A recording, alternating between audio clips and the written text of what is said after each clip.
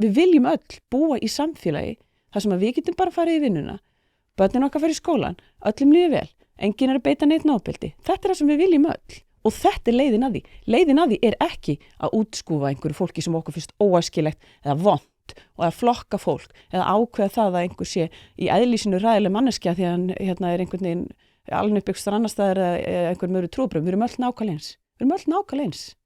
Hugmyndir okkar ekki alveg nákvæmlega eins. Augljóslega ekki. Ég get alveg sagt þér það að hugmyndir mínar og Bjarna Benir eru ólíkari heldur en mínar og sumra vina mínu sem eru frá Palestínu, skilurðu. Þetta ekki þannig að það sé eitthvað allir frá þessum löndum eru íslamistar, það bara ekki þannig. Samt talað þannig. Og fólk segir, já þetta bara staðrind, eins og þú múr að tala núna, hérna að halda einhverja ræður sem að þú lýsir yfir einhverju staðrindum og staðrindum sem ekkert staðrindir, sem bara þín trú eða afstaða eða svona eitthvað, jafnvel bara eitthvað bull sem á internetinu, að sko, við erum öll eins.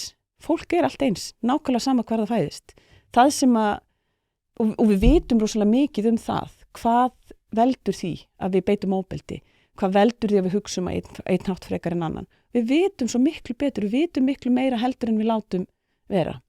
Og þessi krafa sem einhvern veginn eins og segir, það bara einhvern veginn að það bara taka burtu, svona einhvern veginn að fjarlægja úr samfélaginu fólk sem að bara við viljum ekki að sé þar. Við erum með kerfi til þess, við erum með fangelsiskerfi. Hér áður fyrr, skilur við þá þótti eðlilegt að taka fólk sem var með geðsjúkdóma bara út úr samfélaginu, viljum ekki sjá það. Þessi umræð, hún hefur alltaf verið til, hún sem betur fyrr, oftast bara í dvala. Nú bara búið espa upp svo mikinn ótta og það búið espan upp. Hann ekki orðin til út af einhverjum staðrindum.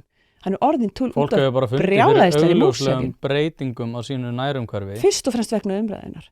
Breytingarnar snúast fyrst og fremst, stemningun sem búið að skapa þessa sundrung og þennan, ég ætla bara að leyfa mér að segja, glundroða sem búið að búa til, hann heimatilbúinn. Þakka þér kærlega fyrir að hlusta á þennan stutta bút. Þú getur nálgast þennan þátt og allt efni hlaðvarpsins Ein Pæling á pardus.is/ein pæling.